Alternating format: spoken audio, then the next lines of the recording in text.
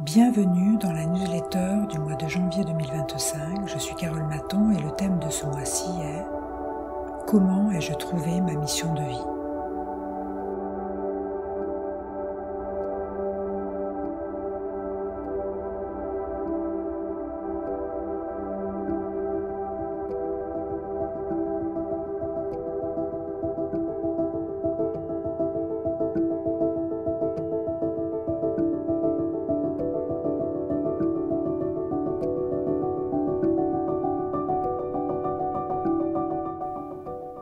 Mon histoire personnelle.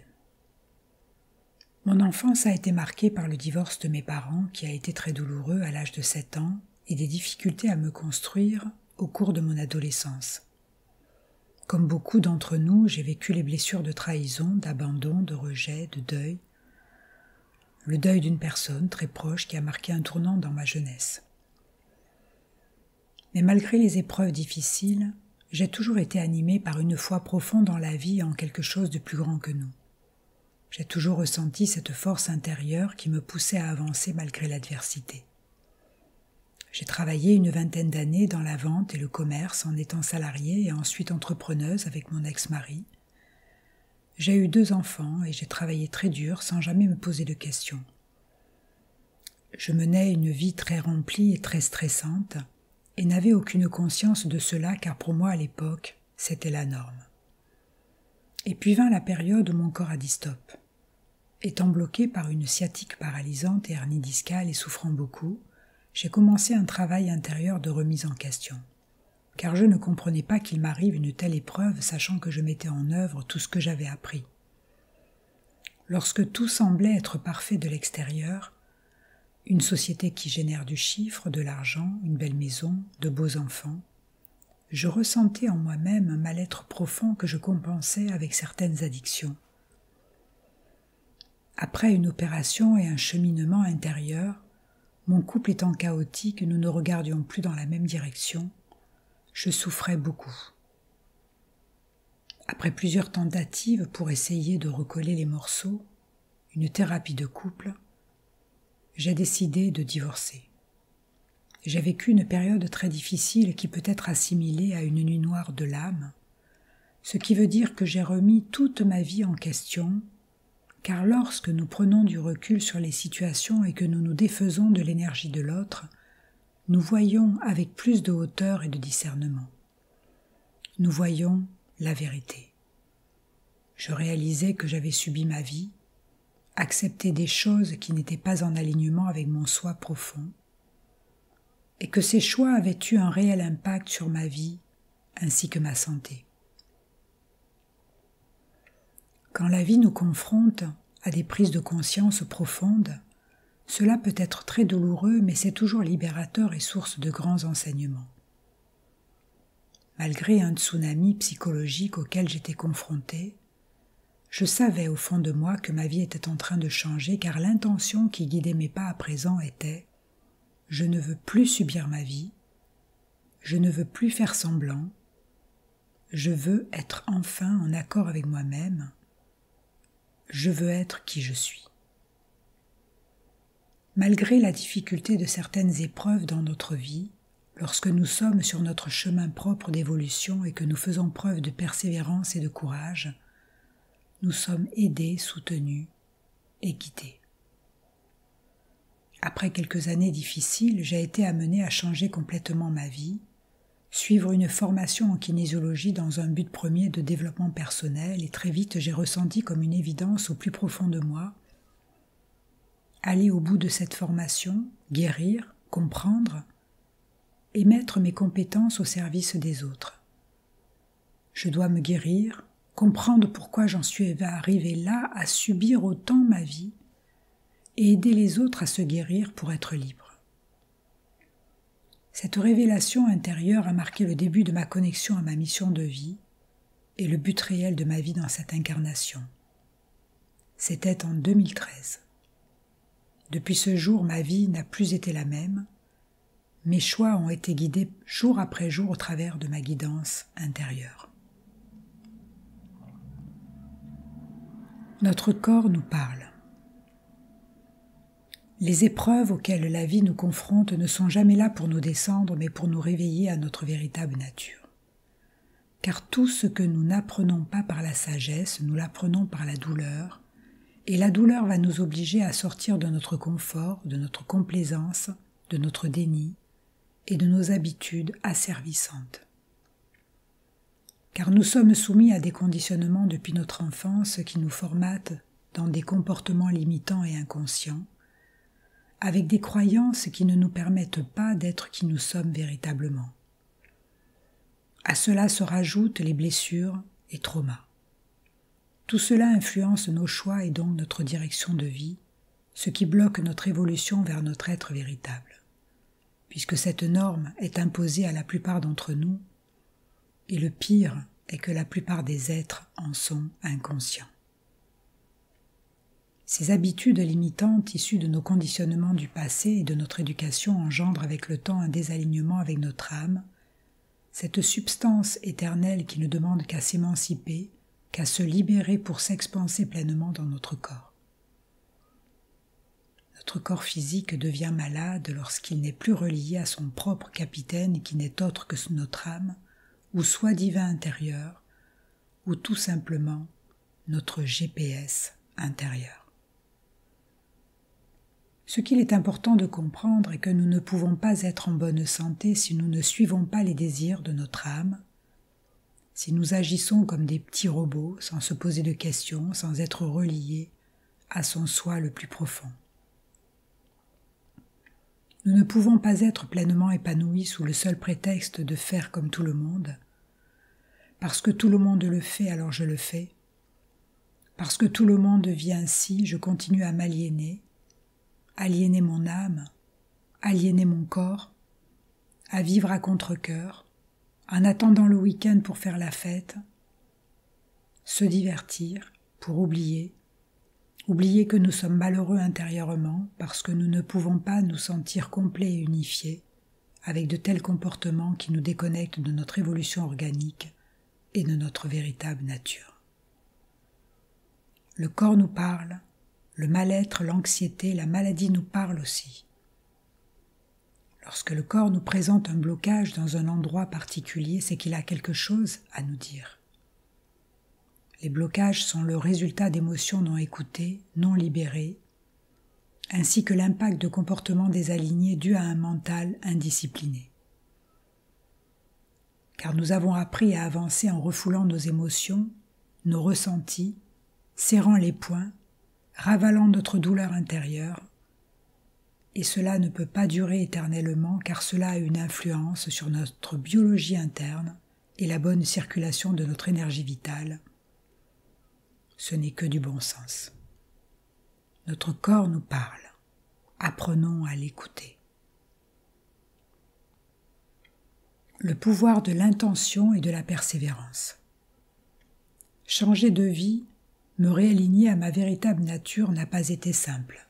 Cela m'a demandé beaucoup de courage et de persévérance, car changer dans un monde où très peu de personnes remettent en question leur conditionnement est difficile, en commençant par l'affrontement du regard de ses proches. Mais le simple fait d'établir une intention qui fut pour ma part « je ne veux plus subir ma vie, je ne veux plus faire semblant, je veux être en accord avec moi-même et faire ce qui est juste pour moi », m'a permis d'établir une nouvelle direction et me focaliser dessus. Et c'est là qu'il est important de s'accrocher à cette vérité qui vibre à l'intérieur de soi et avancer malgré l'adversité, malgré les peurs ainsi que le regard et jugement des autres, car notre changement est un miroir de la peur des autres, fébrile au changement. C'est d'ailleurs pour cette raison qu'il est préférable de ne pas trop demander l'avis d'autrui, car chacun est différent avec ses propres croyances, ses propres peurs, ce qui fait que la vie de la personne sera toujours teintée par ses propres conditionnements, projections, blessures, alors que ce que nous avons besoin lors de ces périodes de transformation, c'est d'un avis neutre, et cela, rares sont les personnes en capacité de le relayer. C'est là que la persévérance est à développer pour vaincre les peurs et les résistances intérieures. Ce qui empêche les personnes de changer et d'évoluer est ce manque de persévérance et d'amour de soi profond. Car à la moindre difficulté, beaucoup stoppent leurs avancées, ce qui amenuise l'amour et la confiance en soi. Et cela est vraiment dommageable pour l'expansion de notre véritable nature et de notre âme. La confiance en soi et le véritable amour de soi grandissent tel un muscle à chaque étape de dépassement de soi, à chaque fois que nous allons mettre à l'honneur notre vérité intérieure malgré les peurs et les obstacles. C'est ainsi que nous commençons à reconstruire ce lien indéfectible avec et cette véritable connexion à son soi profond, cette flamme intérieure qui ne demande qu'à être attisée pour briller de ses mille feux. S'adapter dans un monde en plein changement. Nous sommes à l'orée de changements profonds de notre société et de notre humanité. Et dans ces temps incertains et chaotiques, ce qui nous permettra de nous adapter est de nous reconnecter à notre véritable nature en commençant par prendre soin de soi.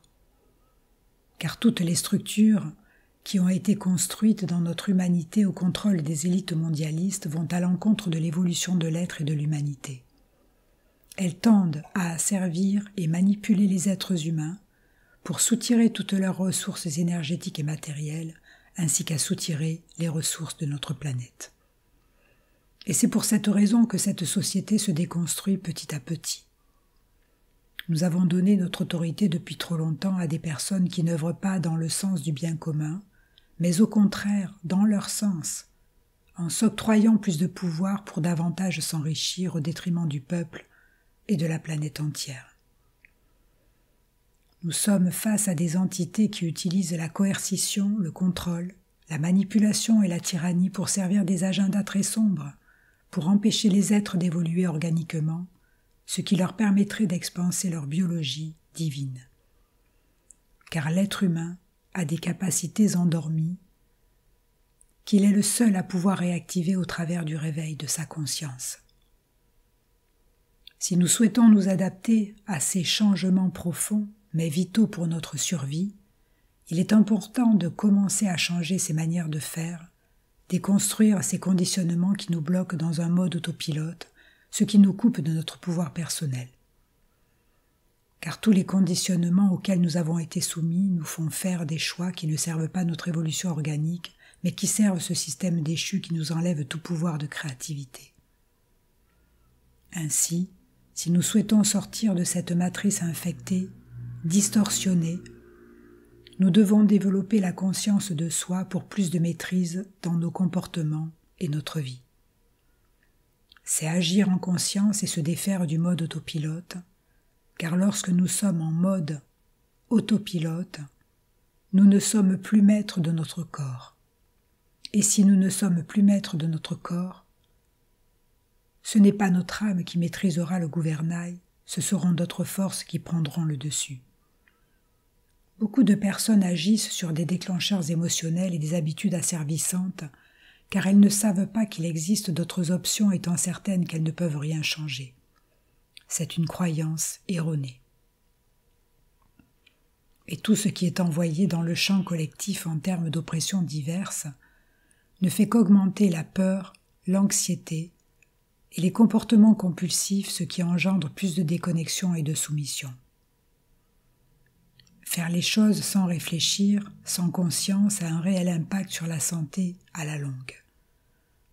Cela peut amener à la maladie, au burn-out, car cela nous vide de notre énergie vitale et donc impacte notre système immunitaire.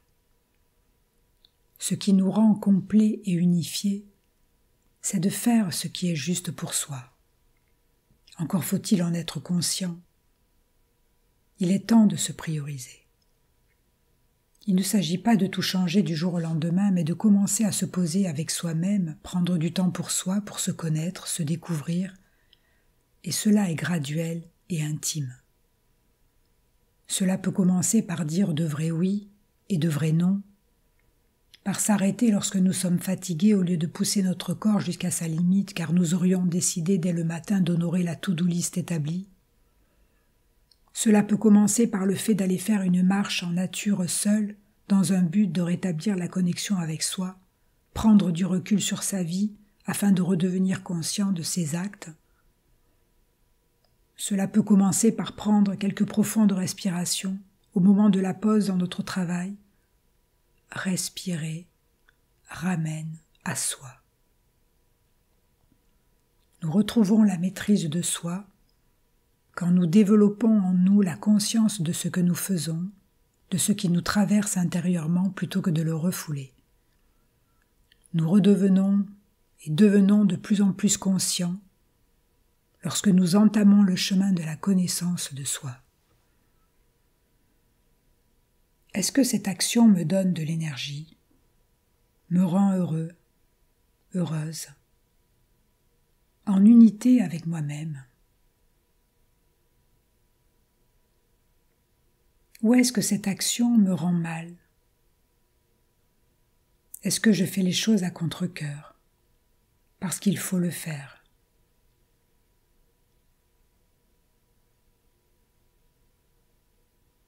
Est-ce que je subis dans cette situation? Je ne me sens peut-être pas écoutée, pas respectée. Comment puis-je changer cela dans ma vie?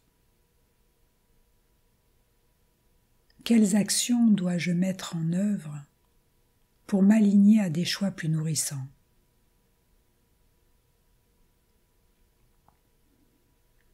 Que dois-je faire pour être plus en accord avec moi-même? Voici quelques questions à se poser pour redevenir conscient de soi et reprendre la maîtrise de sa vie. Le but étant de se reconnecter à notre corps, nos ressentis, nos émotions. C'est apprendre à se connaître, reprendre les rênes de notre véhicule qui est notre corps. C'est garder allumée sa flamme intérieure qui guide nos pas en chaque instant de notre vie. Car apprendre à se connaître et faire ce qui est juste pour soi, c'est renouer le lien avec soi. Et c'est un acte de véritable amour de soi. Mais si nous ne faisons pas de la place à notre flamme intérieure, à qui nous sommes, et que nous continuons à subir notre vie sans ne rien changer, nous allons à notre perte. Car nous donnons notre autorité et consentement à d'autres, lesquels prendront les rênes de notre vie et de notre liberté.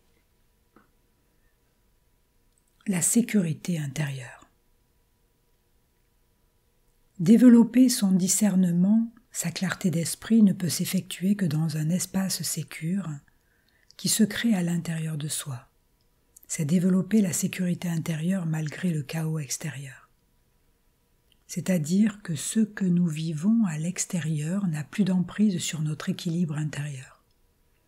Cela s'effectue en apprenant à maîtriser son corps mental, à guérir ses blessures, autrement dit à aller voir ces zones d'ombre qui, si elles ne sont pas mises en lumière, seront toujours utilisées contre nous car elles engendrent des comportements compulsifs, désalignés et inconscients, ce qui génère chaos et souffrance dans sa vie.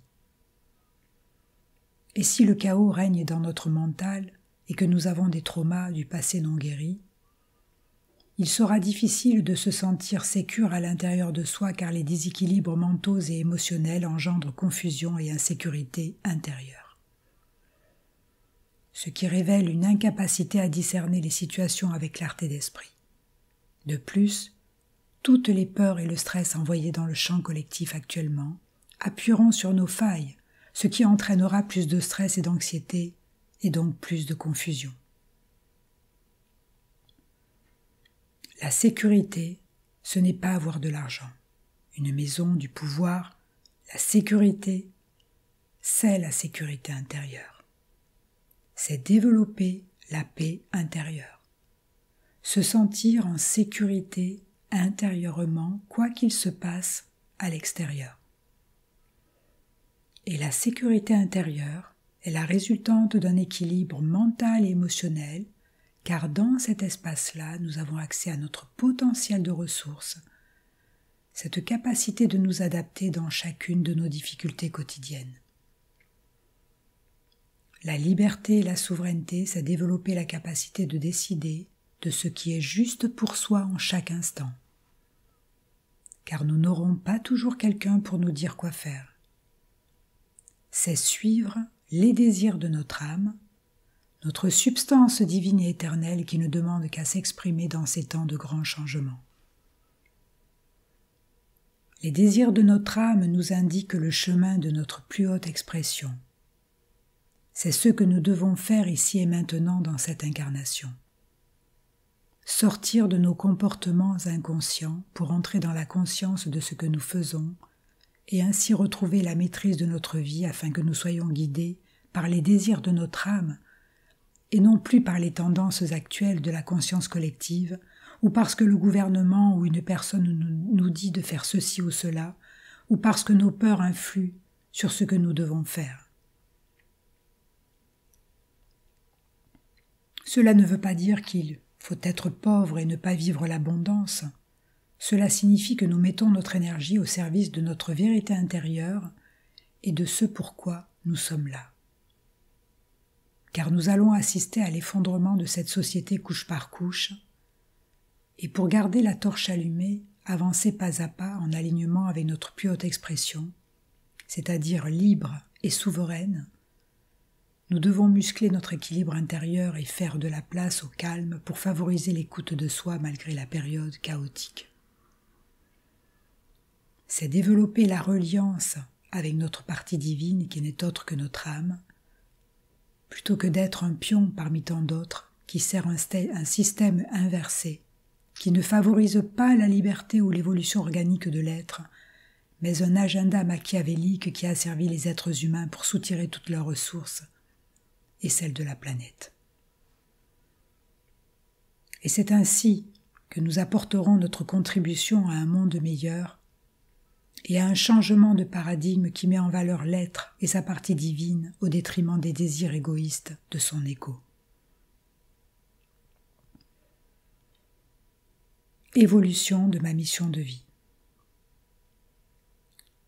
Lorsque j'ai commencé à m'aligner à ma mission de vie en 2013, je n'avais pas conscience de tout ce que je viens de vous conter, car moi aussi j'ai été dans l'amnésie et l'inconscience de mes comportements. Cela a été un apprentissage de chaque jour, et ce qui m'a permis de sortir de cette illusion, c'est le travail intérieur que j'ai fait sur moi-même, avec persévérance, ainsi que tout ce que j'ai appris en accompagnant les êtres au fil de ces 12 années. Le travail intérieur sur le corps mental, le corps émotionnel et le corps spirituel, l'alignement aux lois universelles et la compréhension du monde des forces, permet au fil du temps de voir la réalité sous d'autres prismes, avec de nouveaux yeux, les yeux de la vérité. Accompagner les personnes depuis toutes ces années m'a permis aussi de comprendre que chaque être est blessé, que chaque être est confus à cause d'un mental indiscipliné, que chaque être a un réel problème pour s'aimer, ce qui l'amène dans toutes sortes de directions qui ne participent pas à son expansion organique et que toutes ces vulnérabilités sont utilisées pour l'asservir et le manipuler de quelque manière que ce soit s'il ne prend pas conscience de tous ces mécanismes aliénants. Après toutes ces années de réalignement à qui je suis véritablement et ce pourquoi je suis là, ma mission de vie évolue et prend tout son sens aujourd'hui. Celui d'aider les êtres à se réaligner à leur être véritable pour participer à ce changement de paradigme dans lequel nous nous trouvons tous réunis dans ces temps perturbés. Lorsque je parle de mission de vie compte tenu de mon expérience et de ma compréhension au fil du temps, il s'agit d'un accord préalable avant incarnation d'accomplir quelque chose qui servira à plus grand que nous et qui, au-delà de nous aider à transformer notre propre vie et de développer notre corps de lumière, aura comme potentiel de donner l'opportunité à d'autres de transformer sa vie en se connectant à sa partie divine qui n'est autre que Dieu à l'intérieur de soi. car c'est en se changeant soi-même que nous apportons notre contribution à ce monde, ce nouveau monde qui est en train de se reconstruire, pendant que l'ancien monde est en train de se déconstruire. Mon intention depuis le début a toujours été d'aider les personnes à retrouver leur pouvoir personnel, leur pouvoir d'auto-guérison, le sens de leur vie, afin de regagner leur liberté et souveraineté. Tous ces apprentissages au fil de ces années ont permis de faire évoluer mon accompagnement holistique et donc à créer un programme d'aide au travail intérieur pour favoriser la reconnexion à soi. Ce sont les bases de la reconnexion à son soi divin. C'est un programme qui apprend à se reconnecter à sa partie divine, discipliner son mental, guérir ses blessures, développer l'amour de soi, faire la paix avec son passé avec des outils pratiques additionnels, des ressources diverses et des enseignements afin d'améliorer la compréhension et l'intégration des apprentissages. Tout ce que je partage est le résultat de mon expérience personnelle ou autrement dit de ma gnose. Car on ne peut transmettre des enseignements ou une voie de guérison que si nous l'avons emprunté nous-mêmes. Ce sont des clés utiles, des enseignements sacrés pour naviguer dans ces temps incertains, qui s'adressent à des personnes qui souhaitent reprendre leur vie en main, apprendre à s'auto-guérir, se connaître, et qui feront preuve d'une certaine implication et engagement dans ce travail. Car avoir les clés ne suffit pas. Encore faut-il les appliquer dans son quotidien, car le monde dans lequel nous vivons est très hostile, et nous devons apprendre à nous protéger. Se changer pour contribuer au changement de l'humanité est possible. C'est ma vision divine.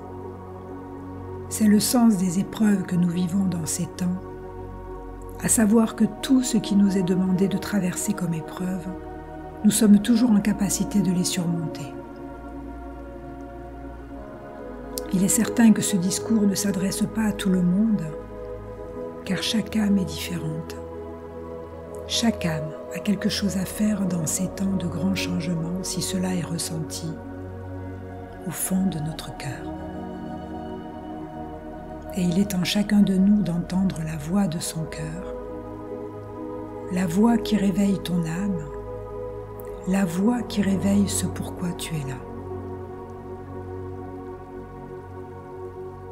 J'espère que ces mots seront aidants pour vous. Ne prenez que ce qui résonne et sert votre évolution et laissez de côté le reste. Je vous envoie mon amour et mon soutien dans ces temps perturbés. Que chaque être sur cette planète puisse retrouver la connexion à son âme et à son cœur pour exprimer sa divine nature véritable et puisse ainsi se mettre à l'honneur au lieu de s'oublier. Que chaque être qui souffre actuellement puisse retrouver la paix de son cœur ainsi que les ressources nécessaires pour faire face à ses propres difficultés. Je vous envoie mes bénédictions de paix, d'amour et d'unité pour cette nouvelle année 2025. Puissiez-vous être doux et aimant avec vous-même et les autres. Et qu'il en soit ainsi. Je vous remercie pour votre intérêt et je vous dis à très bientôt.